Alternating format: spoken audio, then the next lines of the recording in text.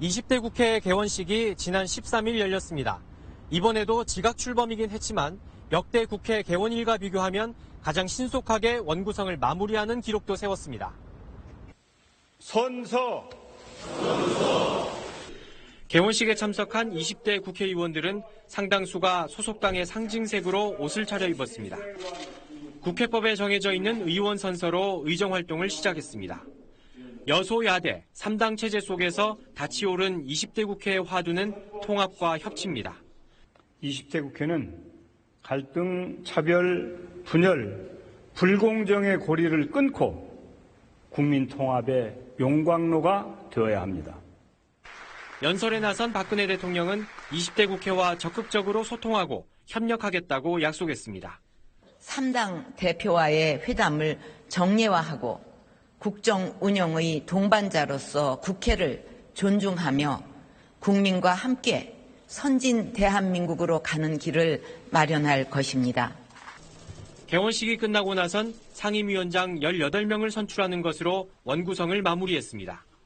하지만 20대 국회가 출범하자마자 원구성 후유증도 터져나왔습니다. 전문성을 고려하지 않고 상임위를 배치했다는 불만을 일부 의원들이 제기한 겁니다. 정의당 초선 추혜선 의원은 국회 본회의장 앞에서 지난주 내내 농성을 벌였습니다. 20년간 언론시민단체에서 일한 경력으로 비례대표 의원이 됐는데 정작 상임위는 외교통일위원회를 배정받았기 때문입니다. 언론 분야를 담당하는 미래창조과학방송통신위로 보내달라고 요구하는 중입니다. 축구 선수가 농구장에 놓인 느낌이다. 제가 이렇게 말씀을 드렸는데 현장과 또 그 전문 분야에서 일했던 경력을 토대로 이렇게 활동을 해야 되는 게 맞다고 보고요. 노동 문제가 전공인 무소속 윤종호 의원도 환경노동위원회로 갈 수 없었습니다. 노동자 출신 국회의원을 한 노위로 오랜 기간 언론 시민운동을 해온 국회의원을 미방위로 보내는 것이 두려워서인지 모르겠습니다. 이런 상황이 빚어진 건 교섭단체가 우선권을 갖는 상임위 배정 방식 때문입니다.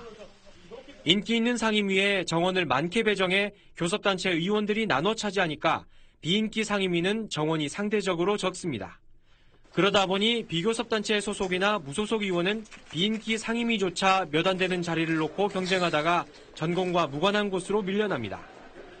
이런 의원들의 항의가 잇따랐지만 열쇠를 쥔 국회의장과 새누리당, 더불어민주당의 반응은 미온적입니다.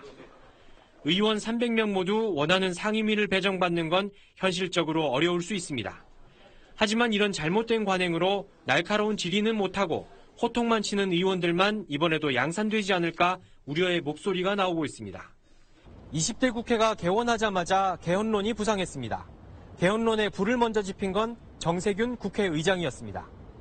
정세균 국회의장은 취임 이후 첫 기자간담회에서 개헌은 이제 논의의 대상이 아니라 의지의 문제라며 관련 논의를 늦출 이유가 없다고 강조했습니다. 계속 지지분진하게 할 게 아니라 좀 마감해야 될 때가 되었다. 가능하면 20대 전반기에 했으면 좋겠다. 다만 개헌 시기와 관련해선 내년 12월 대선 이전이냐 아니면 이후냐를 못 박진 않았습니다. 대통령제 권력구조를 바꾸는 게 개헌론의 핵심인데 야당이 적극적으로 호응하고 나섰습니다. 더불어민주당 김종인 대표는 5년 단임제는 문제가 많다며 개헌을 시도할 때라고 밝혔습니다. 국민의당도 마찬가지입니다. 개헌은 대통령이 하셔야 됩니다.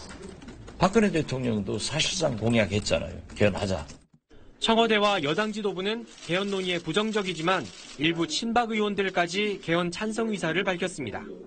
앞으로 대선까지는 한 1년 6개월 정도의 시간 여유가 있어서 이 시기에 개헌을 추진해서 대표적인 개헌론자인 우윤근 신임 국회 사무총장은 당장 국회 개헌특위를 꾸려 내년 4월 국민투표를 실시하자는 일정표까지 제안했습니다. 하지만 청와대가 소극적이고 대선 주자들의 입장도 엇갈려 개헌 논의가 본격화하기까진 시간이 더 필요하다는 관측도 많습니다. 다음 주엔 교섭단체 대표 연설과 상임위별 업무 보고가 이루어지면서 20대 국회가 본격적인 의정 활동에 돌입합니다. 지금까지 정가 위클리였습니다.